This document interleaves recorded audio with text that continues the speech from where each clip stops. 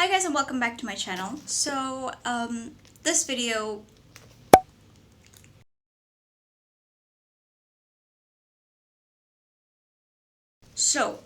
initially I wasn't thinking of making a video about this book. I actually wasn't even thinking of reading this book. I actually went to the mini event at Unquiet Bookstore, which is kind of a bookstore with a pocket garden at Jalan Tun Eslite, and I'm there to support a book club member of mine who's hosting it. As skillfully written as a good Korean drama. I think we can say that. So this is actually a debut by the author Dano Chow, and to be honest, I didn't even pick it up at the event. Only months later that I decided to give it a go, and I'll be honest with you, I was actually pleasantly surprised. I wish I actually picked it up at the event and have the book signed. So the story is actually written in a very interesting way. It's like a partial fictional account, an autofiction if you will, of Dano's time while he's visiting China. So the best way that I can put this book in a nutshell is that it is our MC's journey that feels like Eat, Pray, Love, but in one country, but it has the before sunrise feels to it, but instead of a couple, we got a man exploring his sense of self.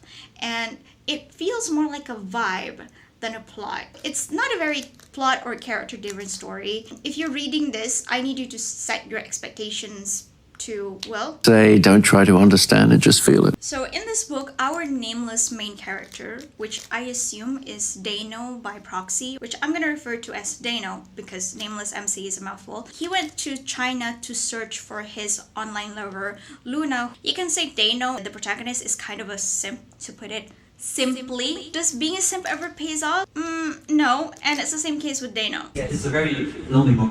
It's this guy who has traveled far across the world to look for someone he's, for all he knows, might not even exist.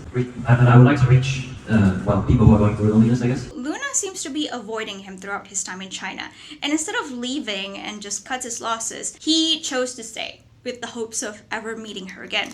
Not a great plan. Sounds like a romantic? Well, it's not exactly the most romantic story. He finds himself a job, getting work visa, and setting himself to a little short life in China. While he's also getting into the local dating scene with dating apps to cure his little bro's cravings. But this simp pilgrimage ended up being a soul-searching rumination on his own identity, on his Chineseness, and what emotional connection he has to the country from whence his ancestors came from. It was really strange because I was encountering a culture whose language I speak. You feel entirely foreign, but you feel at home at the same time. What I love about this is that from the first page, the author already paints the picture that this is not just going to be about a guy waiting for a woman. The term Zhongguoren was historically used to refer to any one person of the Chinese diaspora, irrespective of the dynasty, ruling party, or nation state they were born into. But in the modern times of a globalized Chinese presence, calling someone Zhongguoren could possibly elicit the same hostile response as though you had just called the person a dog-eating Chinaman. He goes on to make the distinction that they are different from other Chinese people in Hong Kong, Taiwan, Singapore, and Malaysia, a pedantic delineation I thought to border on obsession. Surely, a hateful neo-Nazi does not stop to consider the diasporic complexities beyond one's skin color before launching a racist attack. So really, it's about discovering a sense of self. Because it's not taught in their history. It's not taught that there's a large Nanyang Chinese community in Malaysia, that Singapore is majority Chinese, that there's a huge population of Indonesian Chinese as well, and even Thai Chinese. Yeah, so I did have to explain that quite a bit. And I was a bit blindsided because the synopsis gave me the impression that he's like having this dating escapades. There's gonna be a lot of women, like he's a serial Tinder hunter dating or something. But it's literally like 3 women. Not at the same time. Maybe even just 2. I certainly spent a few nights out with foreigners in China as well. And for those who didn't understand, the writing feels a bit pretentious at first. On your Instagram, you refer to yourself as a pseudo-human being. I wrote that when I was like 25 or something. I didn't even know what it meant at the time. So Dano's on his journey to become a fully realized human being. Yes, yeah. But keep in mind that Dano has a master in philosophy, and it does make sense that with his writing style. But it can get a little bit weird and pretentious. I guess that's That's Dano's attempt at like making us ponder the nature of humanity or free will. Like in this one, that's one of the worst things the world can do. To feel that your selfhood is unique. Do we have free will? Perhaps so, as I'm willing myself not to smoke today. Do human beings meander and find ways through life by abiding to a higher and noble moral? To say that there's a true self within each individual in this fickle new millennium where we split hairs over what to eat for lunch, where we travel not to see with our own eyes but for the benefit of others online is really quite absurd. I actually had to read that a few times to actually understand it because it was a mouthful. And I understand the technical purpose of it, like the theme behind it, but it has that trippy effect, that's all. However, if you are going to pick this book up, pick it up for the following reasons. Number one, the vivid and layered use of China as a setting, mostly in the city. I really love how it felt really crowded and isolated at the same time. It's like all of these beautiful contradictions, like in this page. A slow and fickle flame onto it to burn mindlessly like fire licking through dry wilderness. The evening breeze could only entreat it so much before sending any inkling of desire rippling through the lalang and fading away, leaving me in the wake of its arid wind, faceless, invisible, intangible. A thief in the night, abandoning me as soon as it knew there was nothing it could take. But then there was also a desire like Kinson's at variance with mine, a difference as clear, as blindingly brilliant as day, and if anyone were to glimpse it, it would surely leave them reeling in daze. Yeah, I love the contrast over here. Number two, the food. Oh my god, the amount of food that was mentioned in this it's like, this book is a food, I'm telling you. The only thing that I regret is that I'm making this video hungry. Okay, I should warn everybody, this is not a book that you should read if you do not have easy access to dim sum. Alright? Because as you're reading it, you're gonna sit there thinking, I really need some noodles. I need something now. I need to eat. Right? This book makes you want to eat, so be warned. Now I kind of crave for dumplings, maybe some jianbing, some crab noodles. I never have crab noodles and now I'm interested in what it's gonna taste like. I might actually find a recipe myself. Do a mukbang, as you can say, or a bukbang. And through this pilgrimage of like places and foods, Dano learns more than just about his identity, his Chineseness, but also himself. But what about me? Was I able to identify that statement that I see myself more as a Malaysian or more as Han Chinese belonging to the Chonghua Minsu? I despise nationalism and the whole idea of a unitary identity. The very thought of it filled me with intense disgust. The topic had the effect of putting my mind through a heavy-duty wash cycle, first in surreptitious whirls, before many steady rounds of spinning, altering my consciousness free of dirt at the expense of ripping its seams. If real life meant the necessity of participating in the political, then I didn't want real life to matter for me. Not when actual life was right here for anyone's taking, be it for the Hanman Shumeng or Hui in China or the Chinese Malay Indian or Orang Asli in Malaysia. After all, it was all in the name of colonialism that our forefathers were indentured, toiling away and tilling the earth for tin in the early 19th century, stopping only to smoke cheap tobacco, to spit, and momentarily shake off the soil sticking beneath their feet. In the name of war, they must have known that bitterness was a common wound necessary for life. For what other force could propel one in search of the taste of sweetness upon the tips of their tongues, time after time again and again?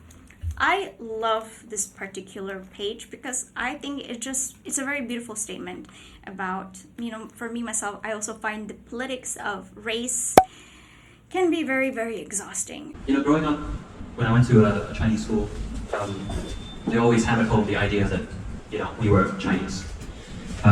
So much so, like, they didn't, how do I put it? Like, it's like Chinese first instead of Malaysian first. But then as you grow up and you make friends who are not Chinese, and you realize that, okay, you're not the only ones in this country. Hi, Editing Sarah here. So I just wanted to add, there's something very interesting about what he said about his experience upon graduating from vernacular schools, from Chinese schools, is that I experienced the same thing when I left my alma mater. Now, the university that I went, where I got my degree, is basically for the Bumiputras, or the Malays and other ethnic minorities. Well, it is a very good university, and it is a huge part of my life, but I also realized that it limits my experience about Malaysia, because then after that I went to do my master's degree in a different university, and this time this university is a mixed university. And at that university is where I finally feel like I'm actually in Malaysia. And I'll be honest with you, I had a culture shock when I went to my postgrad uni, and it was as if a whole different world has been there, and I feel like I was denied. And then it got me to reflect on why did I even feel like that. And this is controversial political opinion here, but I'll be honest with you, I understand why my old uni exists. At the same time, I felt like the way people criticize vernacular schools, the Chinese schools, the Tamil schools, I feel like it's probably reaching the same effect as it is for my old uni. Controversial opinion, feel free to disagree. But yeah, that's how I felt. And for me, like as an Asian woman, Malay specifically, I found myself surprisingly resonate with the experience from the words of one of the character, Yuan Fei. What was it that Confucius had said in his Analects? That at 50, she will come to know what the heavens have destined for her. But why should her life be centered around this obsession of finding destiny? And why does she have to wait until 60 for her ears to be perfectly in tune, when even now she hears with perfect clarity the ugliness of the world? Why does she have to wait until the right age of 70 before she can follow the desires of her heart without exceeding its capacity in any measure? Fuck it, this makes no sense at all. I've never needed destiny in my life. And what should they expect to pursue in life once their days of being young have gotten away from them? Will they hold on to their capacities to dream, to desire, and to be open to new senses of wonder? Will they still feel the tides of movement of their generational existential angst and try to find resolutions before their selfhoods become permanently forced out of them by a society so hurried and eager to affix and tighten the nooses around their necks? Or will they just accept the fact that civilizations will create societies, and in turn societies will continue to create subjects who are expected to surrender their individualities for the good of civilizations? Will they choose adult life that affords them, and so on? Basically, it's a very, very long monologue. You know, Barbie is good in its own right, but this is better. I love how the story is actually kind of like about show, don't tell. There's still a plot out in this vibe, okay? And I really appreciate that because I already put together the big reveal, but it's trying to make us see this truth early on, because this guy, Dano, the main character, is too blind to see it. Like a friend, you see their relationship from afar, you see the red flags, but your partner, despite being there, is too blind to see it. However, I do have a bit of a problem with the story. There's like a certain confusion. There's this thing about the story that is trying to imply that Dano's adventures in China is fate-driven. Is it fate, or is it just plot convenience? China is huge, and I'm just wondering like how out of the millions in the city alone that he found the people that led him to the point at the end of the story. Now, I know that there are stories that it's like, oh, it's all fated kind of thing. And with those stories, I always have this strong sense about it. I know that the author is trying to convince me like how it is fated, and yet for some reason, I'm not convinced. Maybe I missed something. However, there are some implications that there's some mystical aspects, there's some invisible guiding hands at work that lead to that ending. There's a weird dream, if I'm not mistaken, and that he had somewhat of a weird conversation throughout that act like a stand-in for fate working in motion. This is basically a story of Dano's adventure feeling out of place in China and reflect on his feelings lost in search for Luna. Slight spoiler ahead, we never actually see Luna. We know about Luna only from his words, as he narrates her. Yeah. So I was trying to kind of, well, 10 minutes not into that, but it's sort of a nice parallel. Yeah. I assume that Luna's character is simply a representation or symbolic of his Chineseness, of him trying to connect to this huge country where his ancestors came from. Him moving on from her actually reflect on him making peace and understanding and loving his identity as a Malaysian or as who he is. And I think the ending where he has full realization of himself and Luna reminds me a bit of the movie Queen, in which you haven't watched. It's a very, very awesome movie. It's about a woman who was dumped by her fiance a few days before the wedding, and she decides to go on her honeymoon in Europe by herself. And since she has led a very, very sheltered life, this is becoming a very new experience for her. And not just traveling to another continent, but traveling it solo. She found friendship, she learned to build a new aspect of herself without losing her kind and sweet self. So Soliloquy is kind of like that, but a bit depressing. but in a good way. It's kind of like a bittersweet ending. That's all that I have for Unquiet Heart Soliloquy by Dano Chow. So I think it's kind of like a Malaysian Chinese version of Eat, Pray, Love. That is all that I have about this book. Thank you guys so much for watching, and I will see you guys in the next one. Bye!